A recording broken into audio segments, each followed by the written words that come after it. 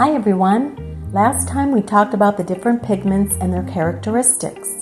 Today we're going to make sure you actually get the best results. No clumps, no uneven color, and no uncured resin. Let's start with the powder brushing technique.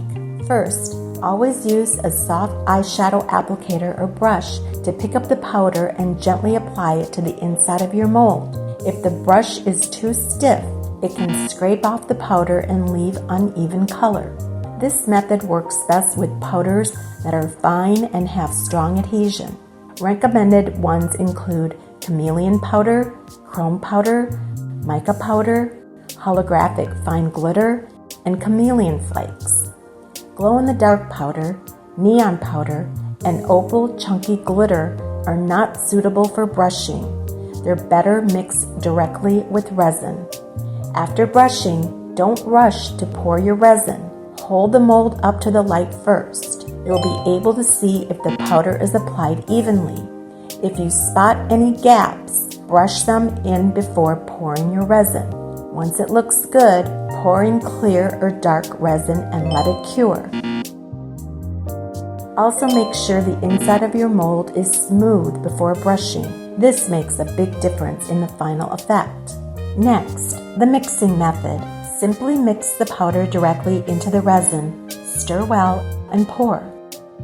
This works for all powders, but a quick note, glow-in-the-dark powder, neon powder, and thermochromic powder are very fine and tend to clump if you add them directly.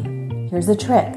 First, mix the powder into a little alcohol to thin it out. Stir until it's fully dispersed, and then add it to your resin. Stir thoroughly, and you'll get an even, clump-free color. If you want a glitter to float instead of sinking, here's a tip. Let your resin warm up to about 113 to 122 degrees Fahrenheit until it feels slightly hot and has thickened a bit. Then add your glitter. This helps it stay suspended beautifully. Have you ever noticed that the middle of a thick UV resin mold doesn't dry?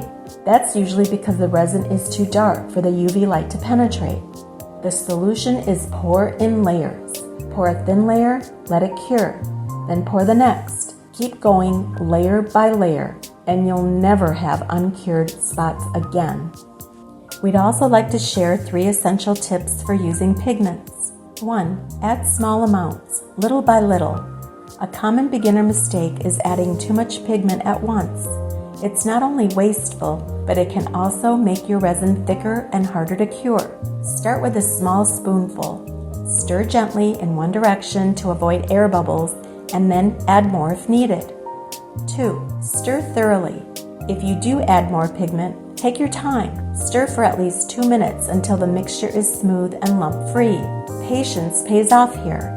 3. Watch the ratio. The ideal pigment amount is around 5 to 8% of your total resin. Going over 10% can affect hardness, transparency, and even curing. In some cases, the resin could stay soft or become brittle. And that's it for today's tips on using pigments. If you run into other issues, drop a comment below. We might feature a special trouble-avoiding guide next time. To thank everyone for watching, we've got a little gift. Leave a comment below, and one lucky winner will get a 36 color mica powder set. Let those shimmering powders light up your resin projects. See you next time, wishing you endless inspiration and lots of fun with your creations.